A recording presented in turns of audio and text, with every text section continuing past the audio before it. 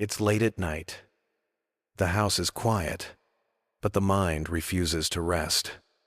Eyes stare at the ceiling, body heavy with exhaustion, yet the heart feels strangely empty. By morning, even after hours in bed, there's no real energy, only a quiet fatigue that lingers. Many live like this every single day, without ever knowing why. The truth is, it isn't just work or lack of sleep that drains us. What wears us down are the invisible habits, those small, unnoticed patterns of thought and action we repeat again and again. Habits that slowly leak our peace until life itself feels heavy. Buddha once taught that just as a mountain remains unmoved by the strongest winds, a wise person can remain steady amidst praise and blame. But to stand strong like that, we must first recognize the subtle forces pulling us away from stillness, and often these forces are not outside us, they live within us. Think about it. How many times has irritation, comparison, or constant worry taken more energy than the task itself?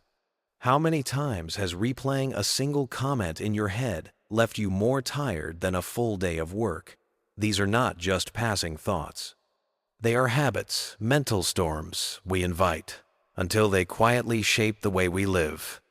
And here lies the paradox.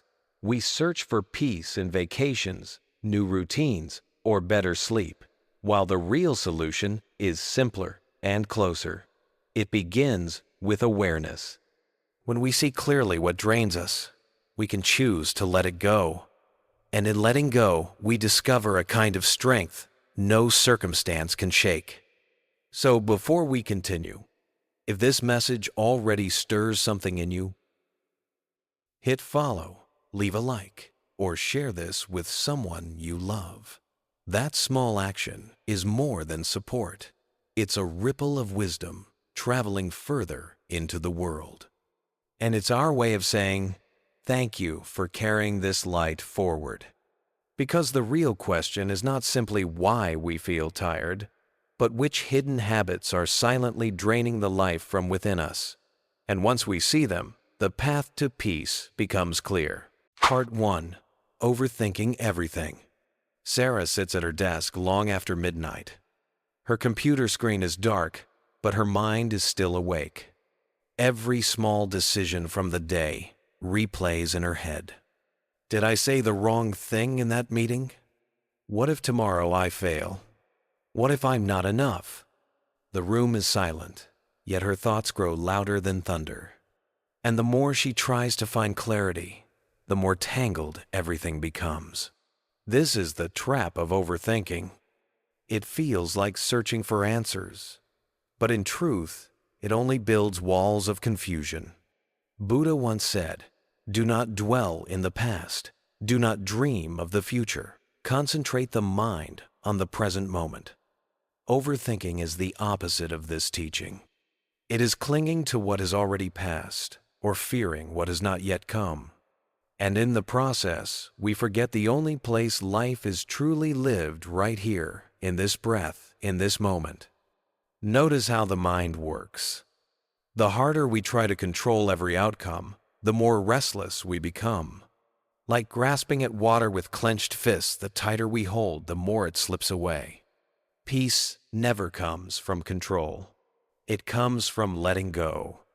When Sarah finally closes her eyes, she remembers a simple practice. Instead of asking, "What if tomorrow goes wrong?" she whispers to herself, "Right now, I am breathing. Right now, I am safe." And in that moment of presence, the storm softens. This is the shift we all need. Not more answers, not more control, but the courage to stop, to release, and to return home to this very moment. Because when the mind quiets, the heart remembers. Life is not meant to be solved like a puzzle. It is meant to be lived, one clear breath at a time. And that's just the first hidden habit we must face. But there are others, even more subtle, silently draining our energy. Let's step into the next one together. Part 2. Oversharing your personal life. Michael sat across the table from his friends, telling story after story. What started as a light-hearted dinner turned into a confessional. Every detail of his struggles at work, every problem at home, every hidden worry, he poured it all out. For a moment, it felt like relief. But when he walked back home, there was only silence and a strange emptiness inside. Oversharing feels like release, but often it becomes a leak. The more we spill our inner world without mindfulness, the more we scatter our own energy. And slowly, we begin to feel exposed, restless, and disconnected from the very peace we seek. The Buddha once taught, "Better than 1,000 hollow words is one word that brings peace." This wisdom reminds us that not everything needs to be spoken. Silence, when practiced with awareness, is not weakness, it is strength. It protects the heart, it preserves energy, and it allows space for clarity to arise. Think about it. When every thought is shared, our inner life loses its sacredness. When every emotion is spoken, the mind never learns to sit with itself. We live in a world that constantly encourages expression, post more, tell more, reveal more. But true wisdom is knowing when to speak and when to hold gently in silence. Michael eventually noticed something. The more he shared without reflection, the less understood he felt. But on the nights he chose silence, sitting quietly with a cup of tea, something shifted. The worries that once felt so heavy began to dissolve on their own. And when he did speak, his words carried more weight, more truth, and more kindness. This is the paradox. Silence is not the absence of communication. It is the presence of deeper listening.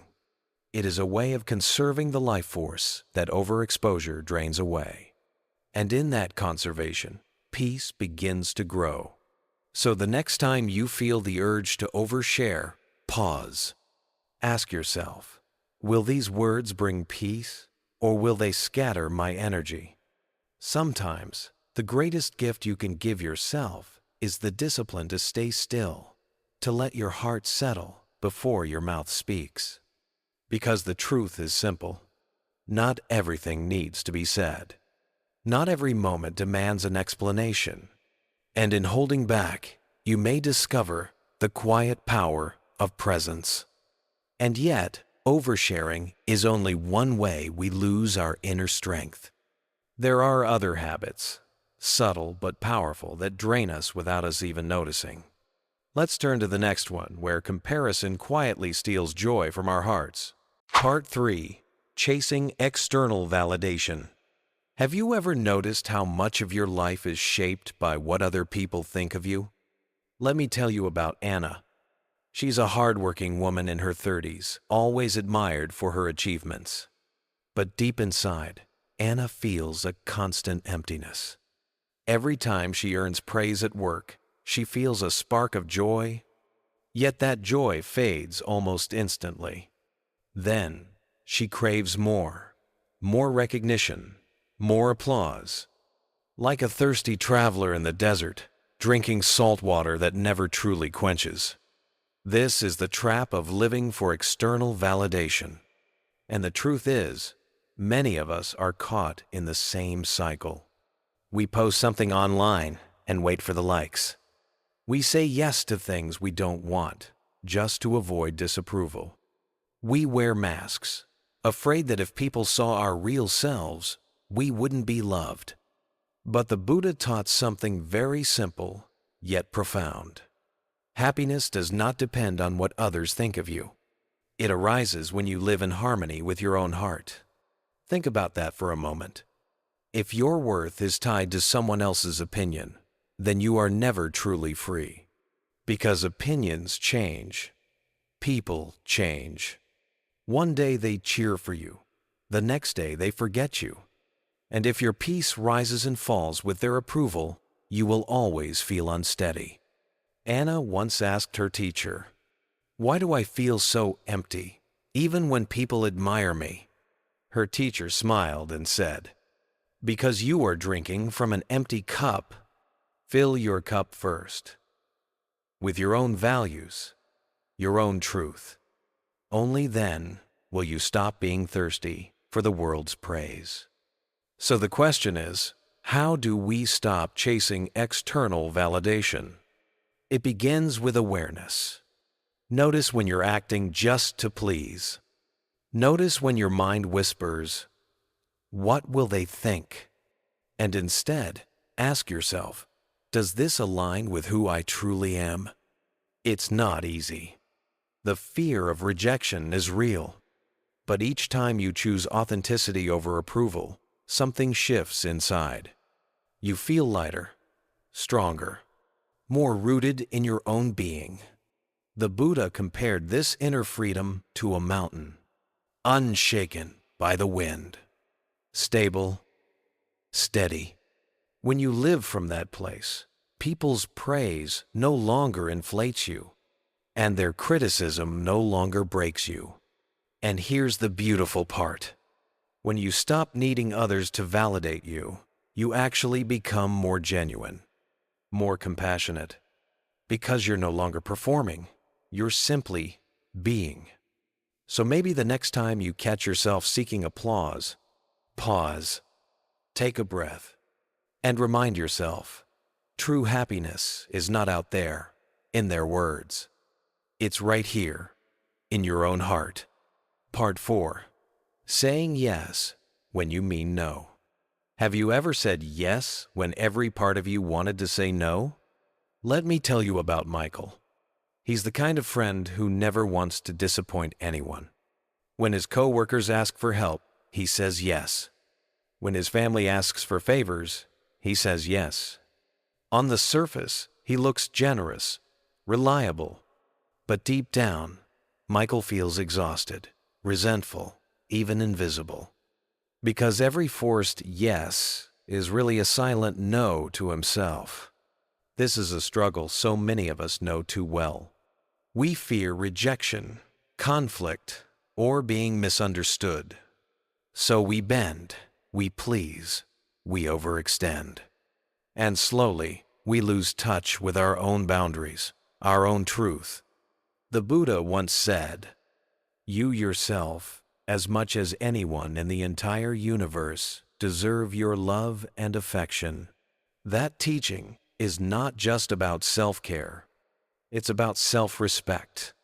When we abandon ourselves to keep others happy, we create suffering both inside and around us. Think about it. If you say yes while your heart says no, your energy is divided. Your smile may look polite, but inside there's tension, resistance, even bitterness.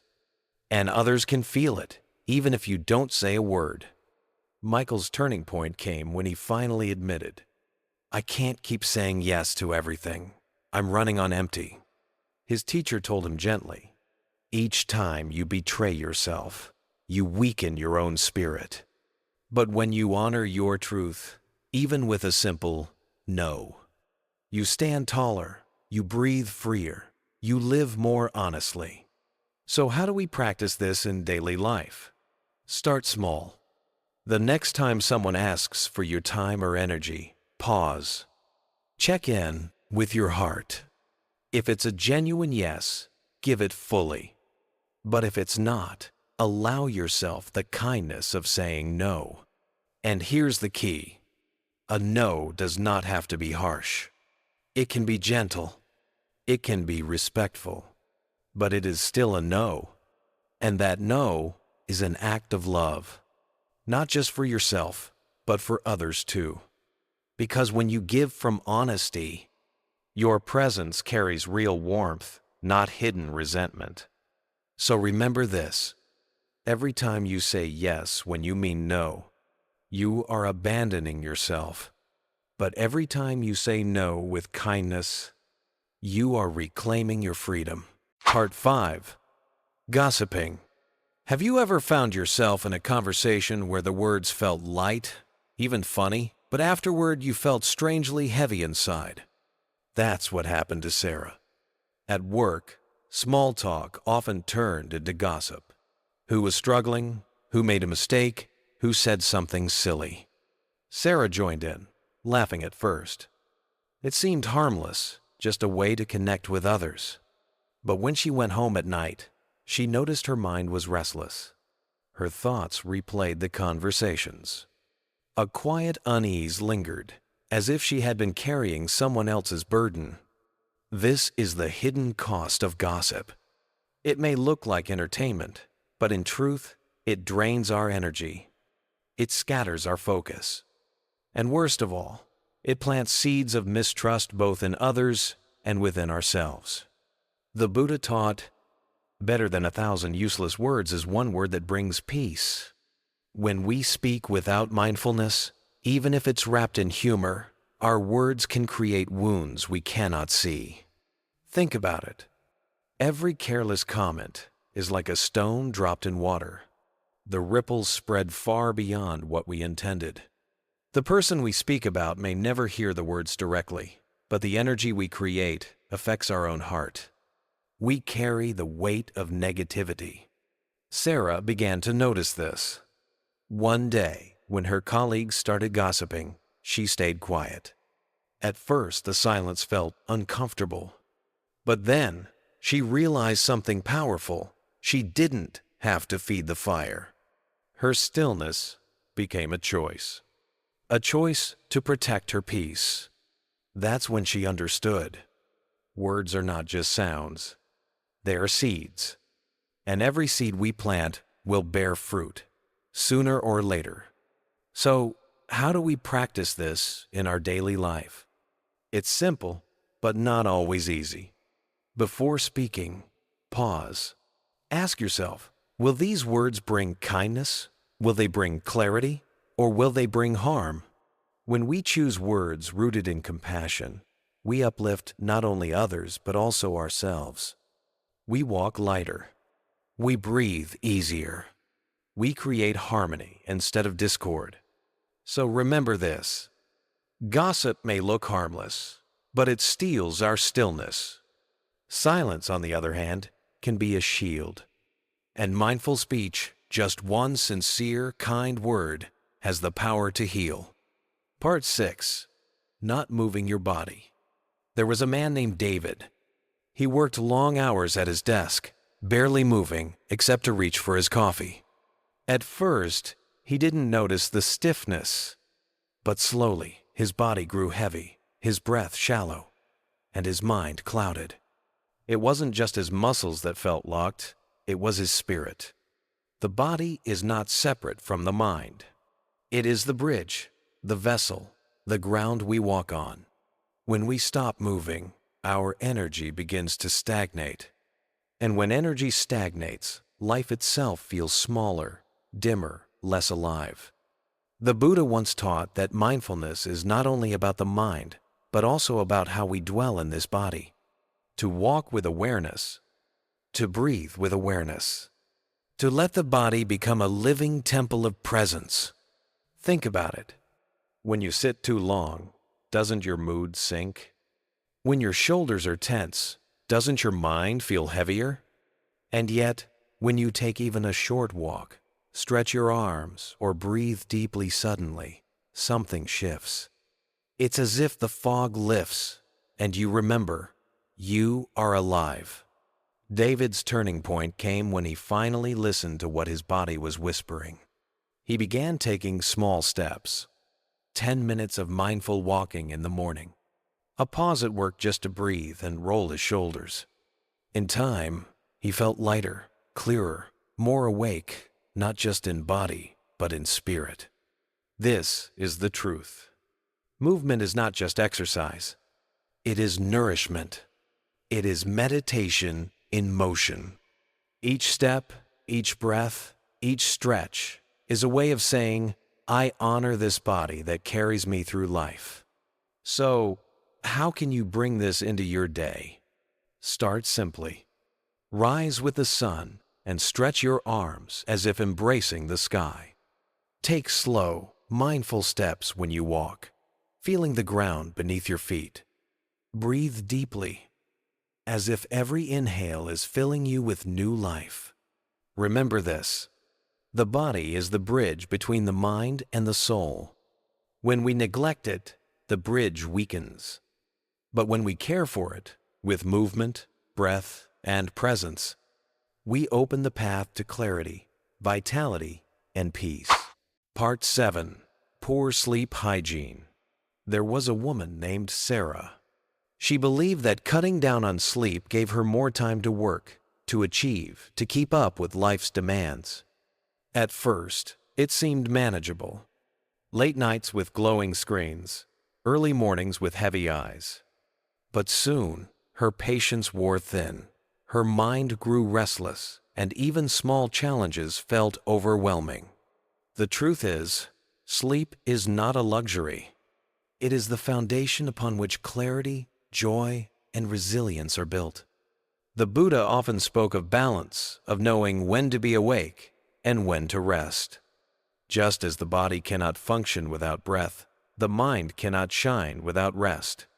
When we neglect sleep, we are not gaining more time. We are losing the very energy and clarity that give time its meaning. Think about your own life. How many times have you snapped at someone you love, not because of what they did, but simply because you were tired? How many mornings have you woken up heavy, already behind, already drained before the day even began? Sarah realized this when she noticed her joy fading. Work wasn't the problem. Her family wasn't the problem. The real problem was that she had been treating rest as optional, when in truth it was sacred. So she made small changes. She began winding down with silence instead of screens.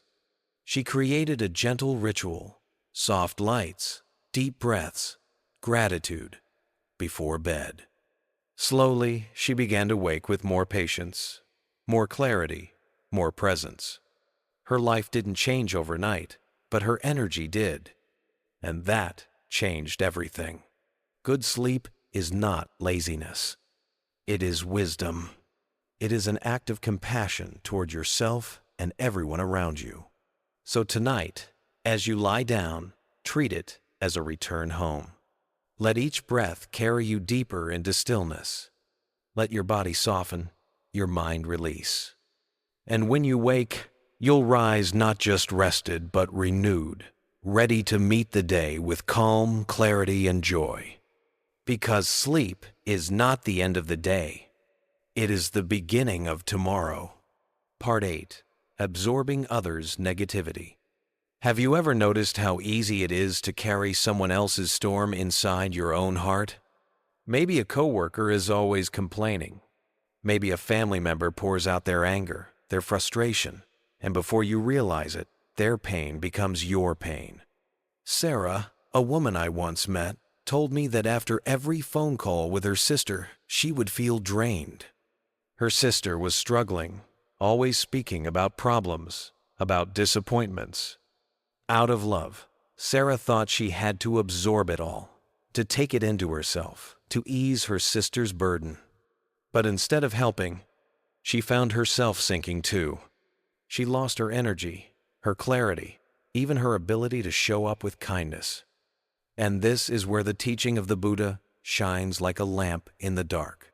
Compassion does not mean carrying the suffering of others on your back. True compassion is like standing beside someone in the rain with an umbrella, not by getting soaked with them. The Buddha once said, "You yourself must strive. The Buddhas only point the way." This reminds us, we can guide, we can support, but we cannot walk another person's path for them. When we take on the negativity of others without boundaries, we do not heal them. We only double the suffering. And yet, when we create space, clear, gentle space, we can truly be present without being consumed. Think of it like a candle. A candle does not dim by lighting another flame. But if the wind keeps blowing, the candle must be shielded. Your boundaries are that shield.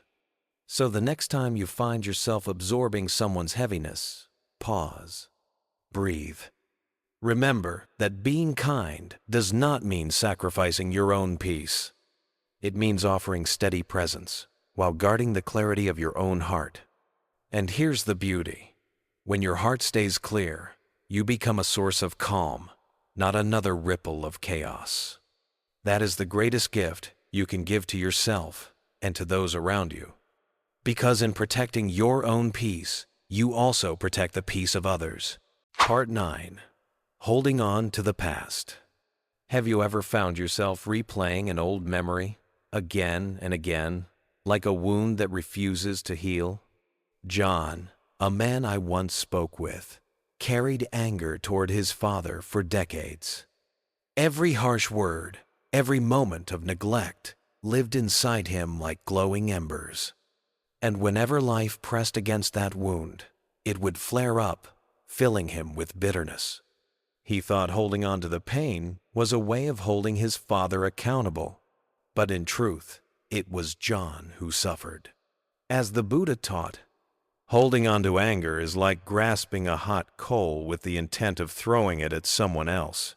You are the one who gets burned.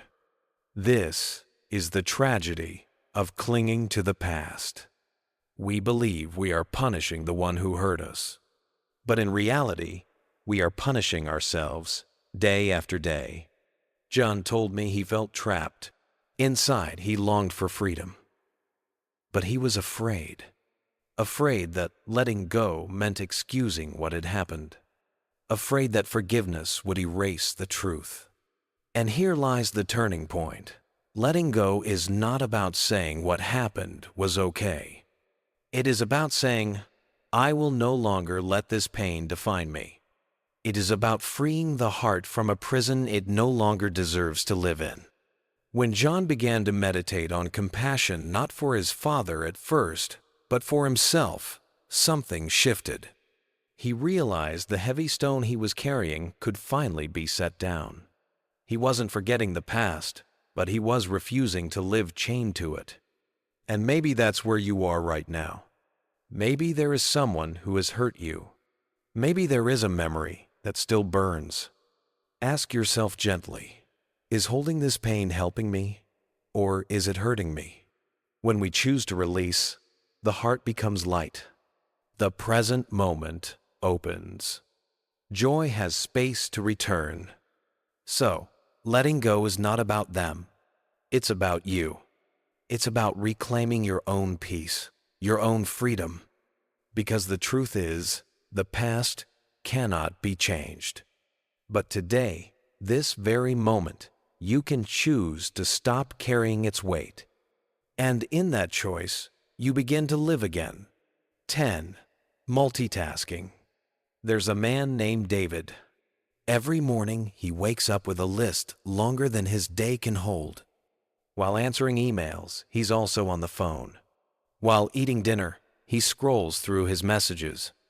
Even when he spends time with his children, part of his mind is still at work. From the outside, it looks like productivity. But inside, David feels scattered, exhausted, and strangely empty. Have you ever felt the same? The truth is, multitasking doesn't make us more efficient. It makes us divided. Like pouring water into 10 cups at once, but none of them ever gets filled. And the cost is heavy, our presence, our peace, and the joy of simply being here. The Buddha once taught that the mind can be compared to a monkey, swinging from branch to branch, never still. Multitasking feeds that restless monkey, making it wilder, hungrier, impossible to calm. But when we bring the mind back to one thing, even something as simple as drinking tea or walking slowly, the monkey settles. Peace returns. David began to notice this truth. One evening, he turned off his phone during dinner. At first, it was uncomfortable. He felt the itch to check, the pull of unfinished tasks. But then, something beautiful happened. He looked at his daughter's face, really looked. He heard her laughter fully, without distraction. In that moment, he realized what he had been missing all along. That is the power of doing one thing with full awareness. It's not about doing less, but about living more deeply in what we do. Whether it's working, resting, or simply breathing, when we give ourselves completely to the moment, life becomes whole again. So I ask you, in your own day, how many moments are lost to distraction? And what would happen if, just for today, you chose one task and gave it your entire heart? Multitasking scatters the mind. Mindfulness gathers it back. And in that gathering, we rediscover the joy of being fully alive. Part 11. Neglecting self-compassion. There's something I've noticed in so many people I meet. They are kind, patient, and forgiving toward others. But when it comes to themselves, they are harsh. One small mistake, and the voice inside becomes cruel. One failure, and suddenly they feel unworthy of love. Have you ever done that to yourself? Held yourself to impossible standards while giving others the freedom to be human? Sarah, a woman I once spoke with, was admired by everyone around her. She always offered a gentle ear, always lifted others when they were down. But late at night, alone with her thoughts, she would replay her flaws, her regrets, her insecurities. She gave love freely to others, but starved herself of the same compassion. The Buddha taught, you yourself, as much as anybody in the entire universe, deserve your love and affection. Yet this is the teaching we so often forget. Without self-compassion, our inner world becomes a battlefield. We exhaust ourselves, trying to be perfect, while the heart quietly breaks. When Sarah began to practice self-compassion, it was awkward at first. Looking in the mirror and saying, I forgive you, I love you, you are enough, felt strange. But over time, she noticed the heaviness lifting. Her smile became real again. Her relationships deepened because she was no longer running on empty. Here's the truth. Compassion is not a gift reserved only for others. It is the soil in which our own healing grows. When we learn to embrace our imperfections, we stop fighting against ourselves. We stop living as our own enemy. So let me ask you, what words do you speak to yourself when you fail? Would you say the same things to a dear friend? If not, then perhaps it's time to change the tone of your inner voice. Self-compassion is not weakness. It is strength. It is the root of peace, resilience, and true joy. So today, be gentle with yourself. Hold your heart as you would hold a child. Because when you heal within, everything around you begins to heal too. As we come to the end of our journey together, let's pause and reflect. These 10 harmful habits are not loud or obvious. They are quiet thieves, stealing our peace a little at a time. Multitasking that scatters the mind. Chasing recognition that never satisfies. Saying yes when our heart longs to say no. None of these habits define who we are. Yet we often carry them as if they do. And what happens? Our energy drains. Our joy fades. Our days begin to feel heavy. But the good news is this. The very moment we recognize these patterns, we hold the power to release them. Each small step of letting go becomes a doorway back to balance. When we stop multitasking, we breathe more deeply into the present. When we no longer live for approval, we discover the freedom of being ourselves. When we learn to forgive, even just a little, we feel the heart grow lighter. The Buddha often reminded us that peace does not come from adding more, but from letting go of what no longer serves us. Energy and joy are not found in doing everything, but in choosing what truly matters. And the most important choice of all is compassion for others and for ourselves. So I ask you, as you sit here now, which of these silent thieves feels most familiar in your life, and which one are you ready to release first? Even a single shift, practiced with mindfulness, can change the way tomorrow feels. If this message touched you, let it ripple outward. Maybe someone you love is carrying these same burdens. Share this with them. And if you found yourself nodding along, I'd love to hear in the comments which lesson spoke to your heart today. Thank you for walking this path with me until the very end. Your presence here is a gift. May you find peace in your steps, clarity in your choices, and compassion in your heart. If this video brought you calm, consider joining our Buddha Wisdom community for more teachings like this. And as always, may your day ahead be filled with lightness and ease.